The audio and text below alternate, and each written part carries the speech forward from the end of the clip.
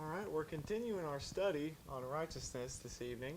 Et nous continuons l'étude nous sur la justice après-midi. And we made it to Roman numeral 7 here, and we just read this scripture in Genesis 15. Et nous sommes arrivés dans le chiffre romain numéro 7 là, nous avons juste lu une écriture dans Genèse chapitre 15. And pay attention to how this verse ends. He says, he believed in the Lord and he accounted it to him for righteousness. Et on nous porter attention que ça verset a dit. Il dit, il a confiance dans l'Éternel qui lui imputa à justice. So we see that believing in God is the precondition to righteousness. Et lorsqu'on croit dans bon Dieu, c'est une précondition de la justice. So when it comes to believing God and having faith, it's going to produce some kind of action. Lorsque on croit dans bon Dieu et la foi, il pourra produire un type d'action. You know, this chapter goes on to say that the Lord told him to bring some animal sacrifices. Et chapitre là te continue pour le dire, le Seigneur te demandé pour capable venir et porter un sacrifice de un animal. So that faith obeys and brings these things before God. Et la foi et l'obéissance, ça veut dire li porter bagay sa yo à bon Dieu.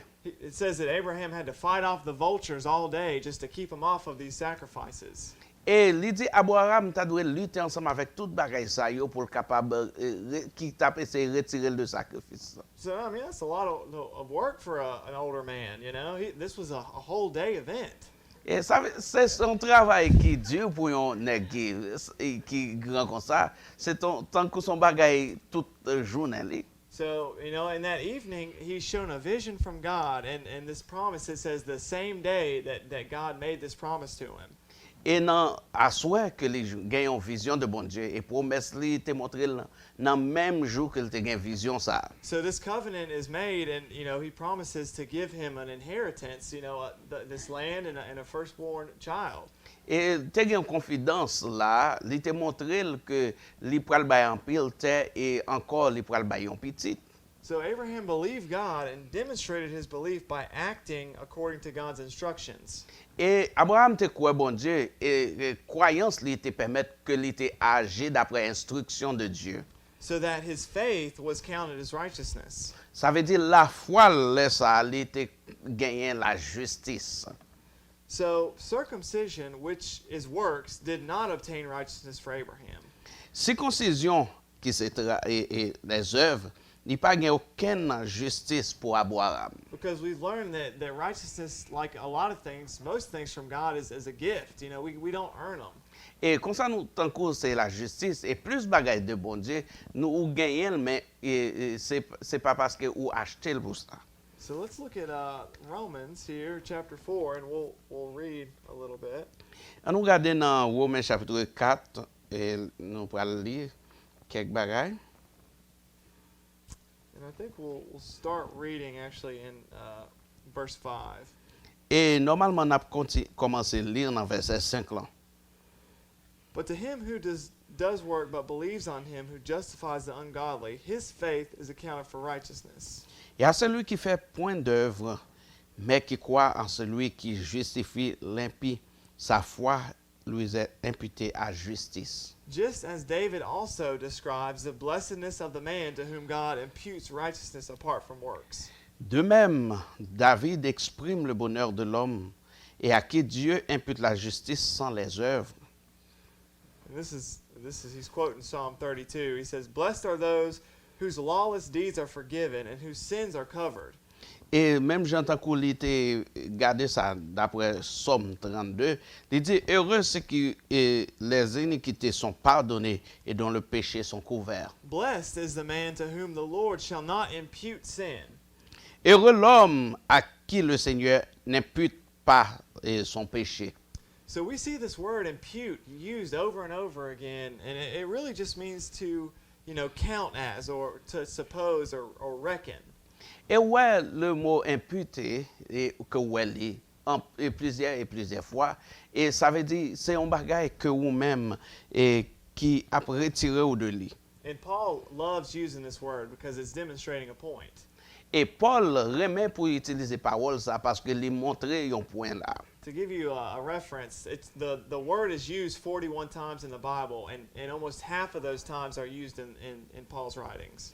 Et pour montrer où là, mot ça li utilisé 41 fois dans la Bible et en pile fois où li joindre dans et Paul qui dans écrit Paul yo. And especially in the book of Romans, where he's describing these kind of deep theological concepts. Et spécialement dans le livre de Romains, lorsque en pile fois li montrer un profond concept qui est logique. But here he's saying that it's not the circumcision, the act that produced the faith. The faith is the thing that preceded the work. Et là, li montrer c'est pas circoncision qui produit la foi, mais li montrer que c'est la foi qui produit et bagay qui permettent qu'on agisse. He says, does this blessedness then come upon the circumcised only, or upon the uncircumcised also? Il dit, et ce bonheur n'est-il pas pour les circoncis, et où l'est également pour les incirconcis? For we say that faith was accounted to Abraham for righteousness. Car nous disons que la foi fut imputée à la justice à Abraham. How then was it accounted? While he was circumcised or uncircumcised? Comment donc-il fut-elle imputée? Était-ce après ou avant la circoncision? He says, not while circumcised, but while uncircumcised. Il n'était pas encore circoncis, il était incirconcis. And he received the sign of circumcision, a seal of the righteousness of the faith which he had while still uncircumcised. Il a reçu le signe de la circoncision comme sceau de la justice qu'il avait obtenu par la foi quand il était incirconcis. That he might be the father of all those who believe, though they are uncircumcised. Afin d'être le père de tous les incirconcis qui croient, pour que la justice leur fût aussi imputée. So that righteousness might be imputed, or we said reckoned, or to count as, to them also. Et pour la justice leur fût aussi imputée. And the father of circumcision to those who not only are of the circumcision, but also walk in the steps of the faith which our father Abraham had while still uncircumcised. Et le père des circoncis, qui ne sont pas seulement circoncis, mais encore qui marchent sur les traces de la foi de notre père Abraham quand il était incirconcis. So that's a lot of reading there, but I really wanted y'all to see this point, that it's faith and not works. Ça c'est un peu de lecture, même carrément wow, dans point pour capable comprendre c'est la foi, mais c'est pas par les œuvres. It was Abraham's faith that produced these works, the work of circumcision. Parce que c'est la foi d'Abraham qui produit ces œuvres, mais c'est pas circonstanciel. Along with an intense, unwavering, trust and confidence in the Lord. Et ça veut dire dans intention qui pas vaciller, c'est lui-même qui produit toute bagaille ça yo. Because, out of all things, circumcision is a hard task, to put on somebody. Et non, en pile bagaille, circoncision c'est un bagaille qui est tellement dur pour capable faire sur un monde. This is the sign that God chose, and how many of you know Abraham probably wasn't too thrilled about it. Et que c'est un signe que bon Dieu lui-même l'a choisi. Et peut-être que en pile dans nous connaît Abraham pas même finance avec ça. And not just him, everybody in his household had to do it. Et c'est pas seulement lui-même, mais tout le monde dans la ta doit faire. They had to be thinking, are you sure? You heard from God about this? Et ça veut dire tu dois penser, est-ce que sûr? Est-ce que t'entendez de bon Dieu à propos de ça? Because this is a major deal, but God instructed and Abraham followed in faith. Et ça c'est un bagage qui est majeur. Et bon Dieu t'a dû instruire Abraham et pour capable suivre selon la foi. And it's hard enough to act on your own faith, but when it starts, impacting other lives, then it's, you really got to be sure you hearing from God. Et quelquefois, les dieux même pour capable faire impact sur propre la foi ou l'aile pour capable aller vers un autre monde, lui même paraît plus dur pour capable comprendre ça. Because if you miss it, if you miss what God is trying to tell you, you could be negatively impacting, countless lives around you. Ça veut dire si vous ratez ça bon Dieu a essayé pour le faire, ou ka fait impact négatif sur la vie de l'autre monde qui aux environs. And it's also on us to judge that word. You know, if it's coming from somebody that, you know, we're supposed to judge and you know, test the spirits. Et lui encore à nous-mêmes pour nous capable juger parole ça et lorsque lui-même lui prend pour capable porter jugement ça en l'autre monde, lui prend pour penser à bagaille que frapper de l'esprit. I had somebody tell me just the other day that they had a 12-year-old prophesying that they are supposed to go on missions to Japan. Et m'gagne un monde qui dit li gagne yon petit monde de 12 ans qui prophétisait que même il doit aller au Japon. And without even thinking about it, this guy was just all about it. He didn't pray about it or nothing. Just said, "All right, this is God's will." Et même Jean mon pensait lui juste prendre et puis l'aller, il pas même prier de ça, il dit peut-être c'est la volonté de Dieu. Thank God, you know, he come to his senses, you know, after spending time with God, you know, realized that it was a 12-year-old, you know.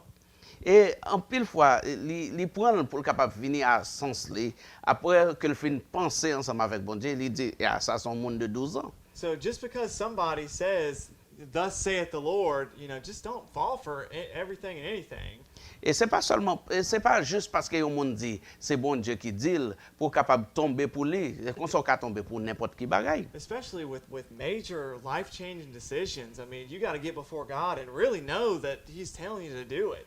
Et spécialement avec un changement majeur de la vie où tu dois aller normalement devant bon Dieu pour comprendre qu'il est réellement mandé pour faire ça. You know, your school, your career, who you marry. I mean, these are all things that, you know, you really want to be in God's will before you just gung-ho, you're all about it. Ça veut dire tant que l'école ou carrière ou et tout le monde que vous pouvez marier ensemble avec lui, ou réellement tu dois aller devant bon Dieu pour comprendre est-ce que c'est volontaire pour faire toute bagaille ça yo. Because like I said, if you miss it, then you're not only going to suffer, but you are putting countless other people at risk to be outside that umbrella, you know, of God's will. Parce que si vous faites, ou pas seulement monde qui pourra souffrir, mais vous pourrez permettre que monde qui a suivre qui en bas là ça capable comprendre que ou même ou rater point ça tout. Y'all remember Lot when he moved his whole family out to Sodom just so he could, you know, kind of succeed? It was more of a worldly decision. Et vous rappelez de l'eau lorsque lui-même lui mettait famille dehors de tout ça yo, ça veut dire vous comprenez que le a souffert pour le capable prendre toute décision ça yo. And Lot, it says that he was still righteous, but his family was baptized into this, you know, really secular, you know, pagan culture. Et là lui-même il était un monde qui était juste, mais cependant famille qui t'a essayé mettre dehors de toute bagaille que il était en dedans lui. And his decision to move his family out there cost him his wife, the life of his wife. Parce que décision pour être capable de mener famille, mettre famille dehors, il te permettre que tu perdu la vie madame il te perdu. You know, if they would have stayed with Abraham under that covenant blessing, you know, none of that would have happened. Ça veut dire si on était resté ensemble avec Abraham et sous bénédiction, contrat de bénédiction, ça tout bagage ça va pas passer. So it's a great thing to hear from God, but just make sure and get peace about it. Ça veut dire c'est un bon bagage pour tendre de bon Dieu et faut faire sûr que vous gagnez la paix de tout ça yo. Let's go to James chapter 2, and we'll read a few verses here. On va aller dans Jacques chapitre 2 et on va lire quelques versets de là. Starting in verse 20. Et pour nous commencer dans verset 20. And he says, "But do you want to know, O foolish man, that faith without works is dead?" Il dit, veux-tu, ô homme vain, et veux-tu savoir que la foi sans les œuvres est inutile? So here he's talking about faith, and you know, faith requires a corresponding action. Là, il montre que la foi lui demande une action correspondante.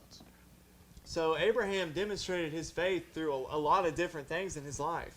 Parce que Abraham t'a montré la foi dans un pile bagaille différent de la vie. You know, first through the circumcision and then offering up his son Isaac, you know, to sacrifice to God. Premièrement, de circoncision, et que lui offrit petit lui et Isaac comme un offrande, un sacrifice devant mon Dieu. So he goes on to say, "Was not Abraham our father justified by works when he offered Isaac his son on the altar?"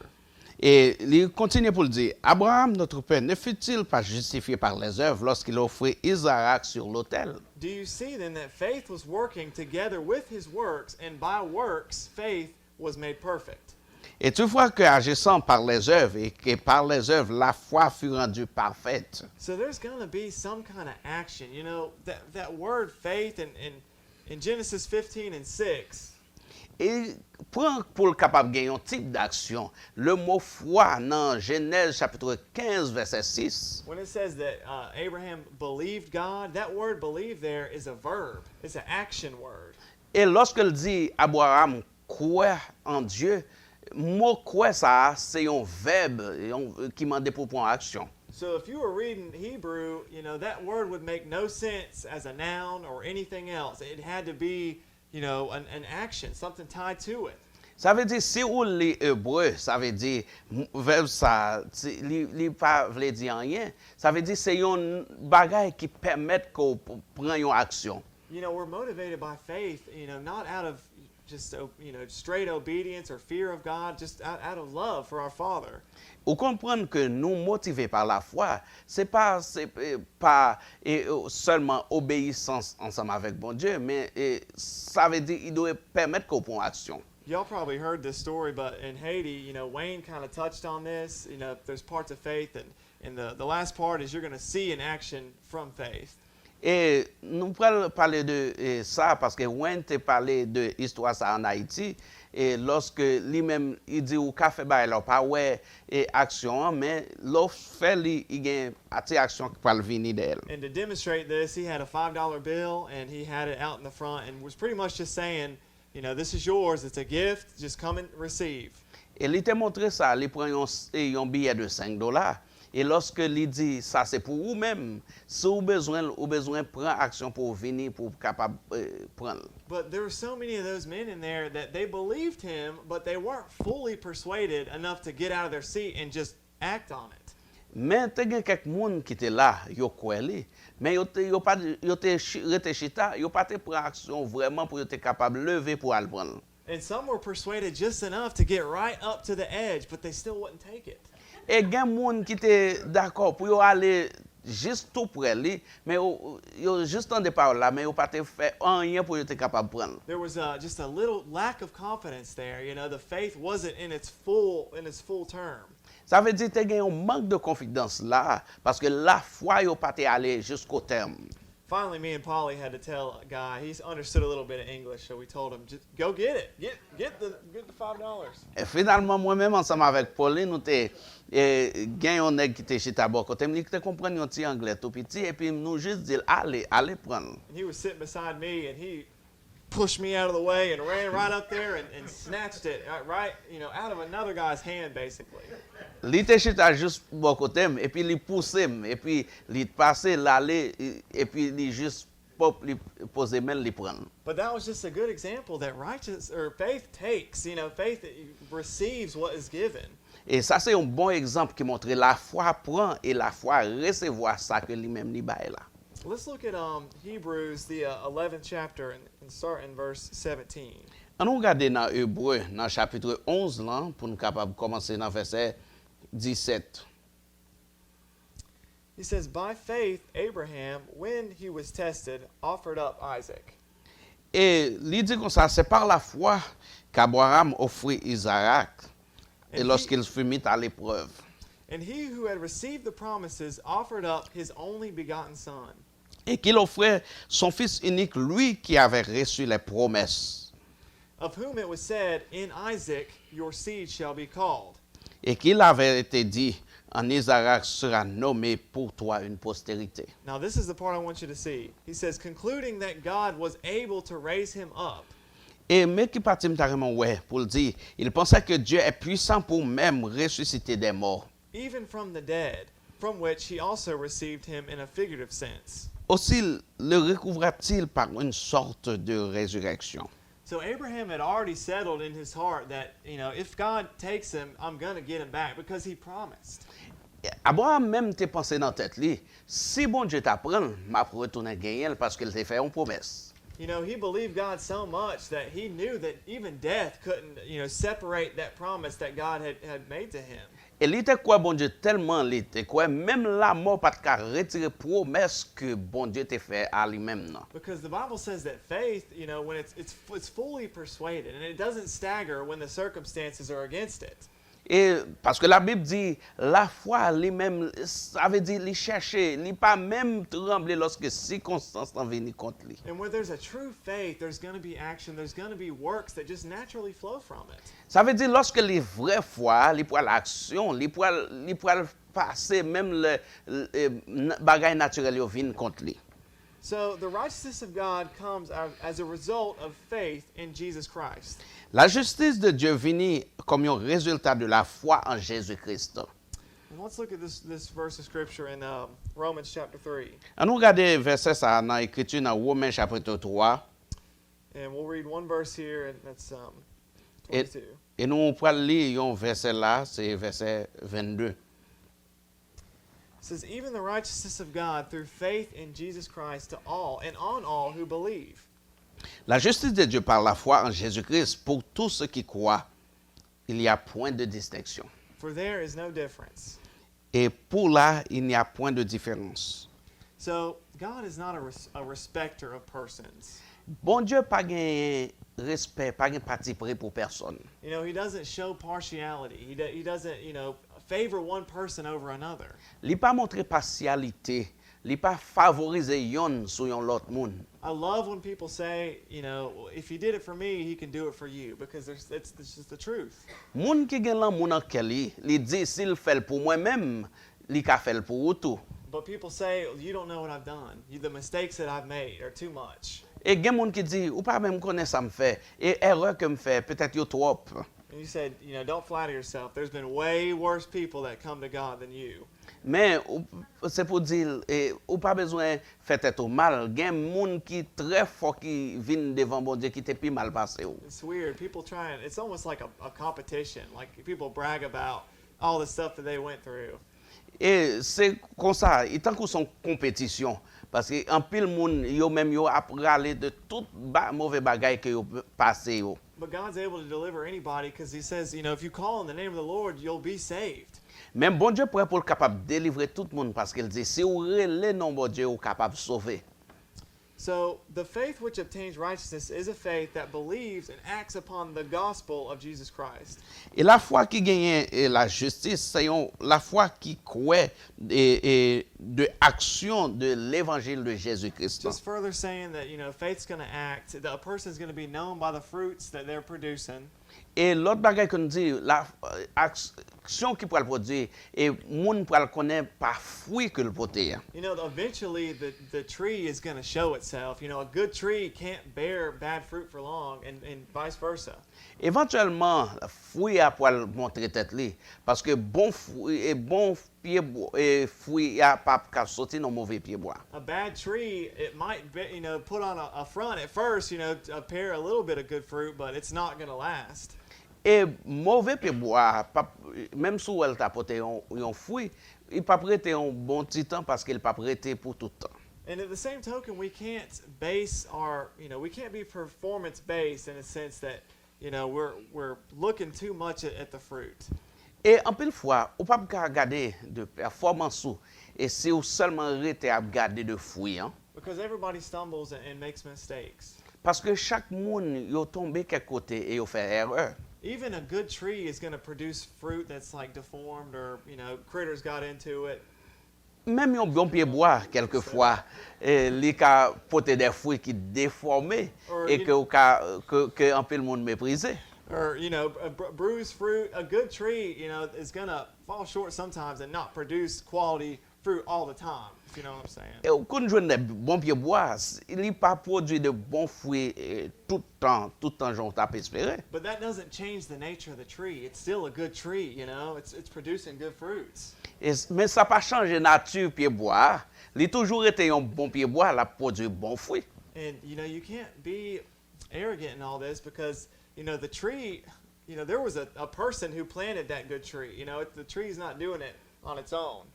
Et normalement, ou pas qu'à arrogant de ça, mais c'est moun qui planté pied bois, parce que pied bois pas planté peut-être pas lui. There was a first cause, somebody who prepared that soil and planted that seed, right?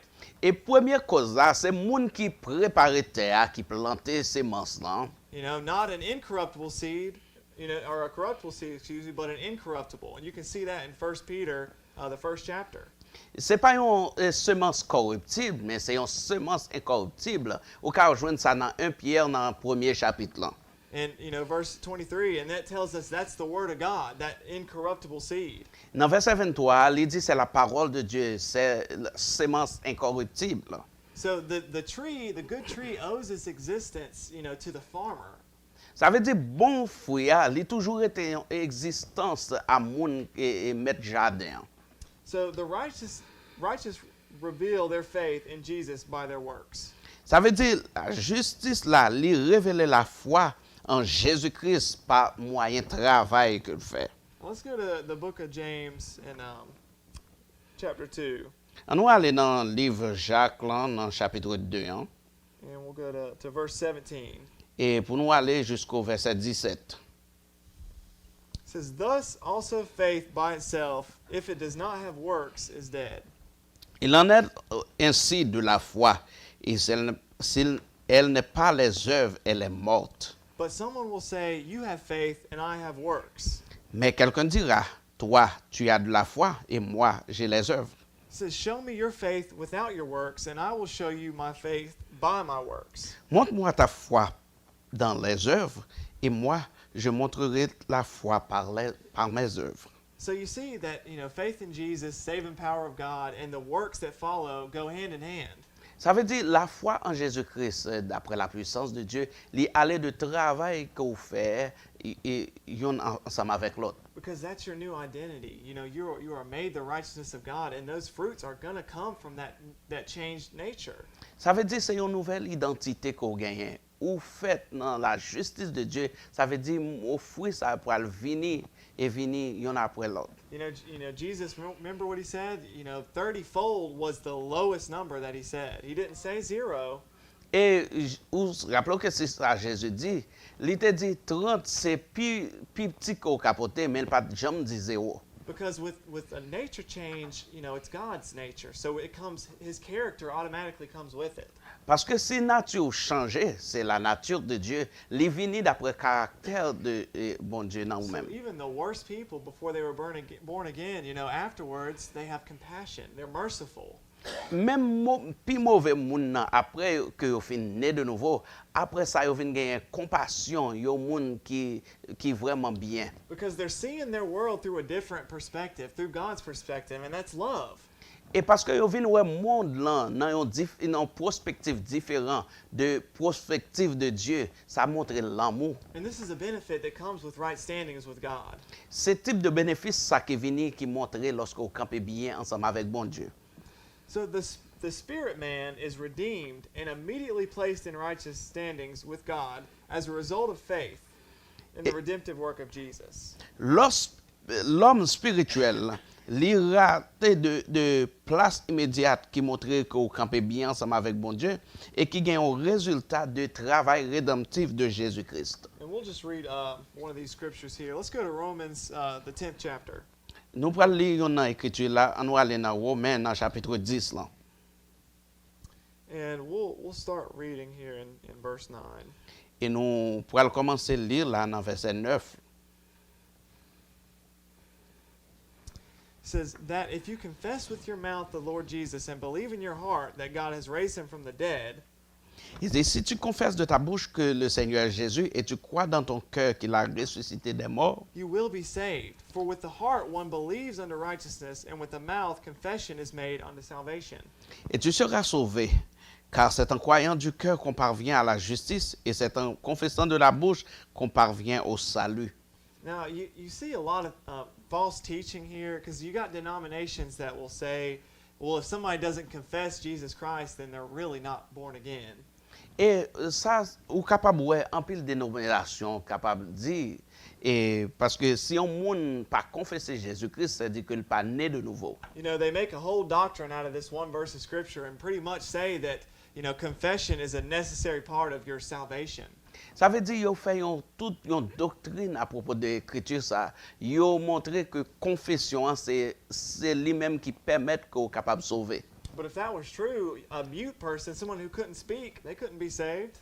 Et ça veut dire si m'ta montre yon moun qui muet, ça veut dire si yon moun pas capable parler, ça veut dire pas capable sauver. It's just not what the rest of the Bible teaches. Et c'est pas ça reste la Bible lui-même lui enseigner. It's by faith and believing in God, and because speaking out something, that's just a work. Ça veut dire c'est pas la foi, pas croyance ou dans bon Dieu. Ça veut dire parler c'est juste travail. And we've spent the last 2 weeks pretty much learning that works are not going to even come close to gaining right standing with God. Et nous passé 2 semaines nous parler de ça et nous montrer que pas travail ou pas pour mener camper droit bien ensemble avec bon Dieu. In belief in God and acceptance of His Son Jesus Christ, that's the only condition the Bible talks about to be saved. Ça veut dire lorsqu'on croit dans bon Dieu et pendant qu'on accepter par moyen Jésus-Christ, c'est seulement façon qu'on capable ou capable venir sauver. So it doesn't matter how spiritual you are or what kind of works that you're doing, those things aren't going to cut it when it comes to, getting that relationship restored with God. Ça pas dépend de qui gens spirituel ou qui type de travail qu'on fait et tout type bagaille ça yo pas mener ou pour capable marcher bien ensemble avec mon Dieu. So we're going to change gears a little bit here and move on to point E. Et nous allons changer vitesse nous un petit moment, nous allons aller dans point E. This section is talking about redemption of the body. We've went over the soul and spiritual redemption. Et partie ça, li parler rédemption de corps. Nous parler de âme et rédemption spirituelle déjà. The body has not yet been redeemed. Consequently, it is not in right standings with God. Ça veut dire corps pour est racheté déjà conséquemment, li pas bien ensemble avec bon Dieu. Motivated by faith, it is waiting for its redemption, at which time it will be adopted into the family of God. Motivé par la foi, l'attend moment de la rédemption et comme ça et ensemble avec tant que adopté par la famille de Dieu. Thereby placing it in right standing with God. Et comme ça, li pourra le mettre pour le capable bien ensemble avec mon Dieu. So he's talking about at the moment of death that the full redemption of man is going to take place. Et li penser dans le moment de mort, ça veut dire rédemption totale de l'homme pour le prendre place. In the Romans, the 8th chapter here, we'll read a couple of these verses. Et dans Romains, dans chapitre 8, là, nous allons lire quelques versets de ça. He talks about the whole creation is groaning together, just waiting for this day when redemption is going to come in its fullest. Il pense de toute création lorsque on vient ensemble. Il pourra penser de jour côté tout ça, il pourra venir ensemble. And starting in verse 18, he says, "For I consider that the sufferings of this present time are not worthy to be compared with the glory which shall be revealed in us." Et commencer dans verset 10, il dit, j'estime que les souffrances du temps présent et nous être séparés de la gloire à venir qui sera relevée pour nous. For the earnest expectation of the creation eagerly waits for the revealing of the sons of God. Aussi, la création attendait avec un ardent désir de la révélation du Fils de Dieu. For the creation was subjected to futility, not willingly, but because of him who subjected it in hope. Car la création a été soumise à la vanité, non de son gré, mais à cause de celui qui l'a soumise. Because the creation itself also will be delivered from the bondage of corruption into the glorious liberty of the children of God.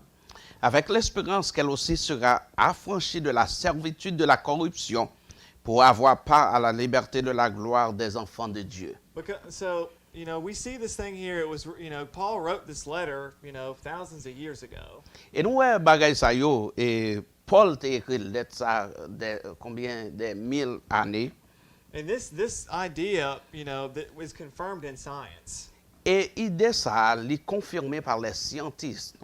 The second law of thermodynamics says that the whole world is pretty much decaying. It's going to end one day. Et l'autre monde ça yo dit d'après Jean yo prend c'est des histoires adamiques, ça veut dire yo dit tout monde ça il pral fini un jour. You know, the science tells us that, everything is perpetually going towards chaos, or that it's starting to decay over time.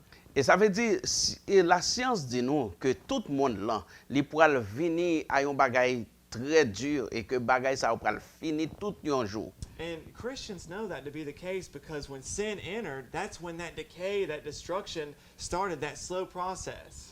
Et chrétien connaît ça, il connaît avec péché, il connaît type de sa destruction, ça allait commencer comme un processus qui est lent. So the birth pangs that he goes on to talk about, he's describing catastrophic events, like just signs that the world is coming to an end. Et douleur de naissance que lui-même lui parlait là, lui montrait comme une avance que le monde pourrait venir à une certaine douleur comme ça. And so when somebody tells you, God is causing these storms and hurricanes and things, you just tell them it's not God, it's the sin that's really, causing all this stuff.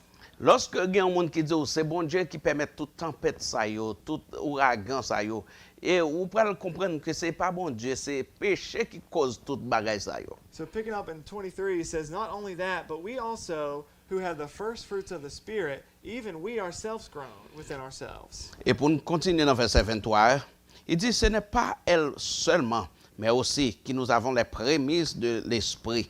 Eagerly waiting for the adoption, the redemption of our body.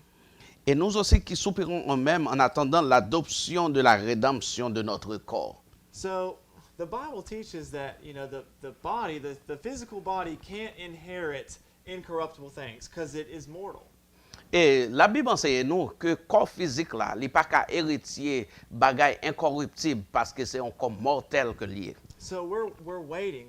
The body is in this period of waiting until the glorified state comes about. Et corps lui-même lui attend jusqu'à quand bagaille qui pourra le glorifier là lui-même lui vini. So although our spirit and our soul has already been purchased, through ongoing study of the word and being born again. Et comme ça l'âme nous et l'esprit nous, ils ont déjà racheté et jusqu'à quand toute bagaille ça que vous pourrez voir que né de nouveau. The fullness of redemption has not yet come, but we are given that promise. It says that we're hoping in these things, eagerly awaiting that day. Ça, la totalité de la rédemption n'est pas encore venue. Et jusqu'à quand que vous capable de tout ça yo même yo vini fait un jour. Point 1, it's talking about, when the believer dies, the spirit is immediately in the presence of God. And there's a lot that we can say there, so we're going to cut it off right there. Dans le point numéro 1, il parlait lorsque moun qui croit lui-même li mourir, l'esprit immédiatement allait dans la présence de Dieu. C'est là nous a fini parce que temps nous fini. So we'll pick back up under letter E in point 1 when we return Tuesday. Et nous a retourner là dans lettre E lorsque nous retournons mardi.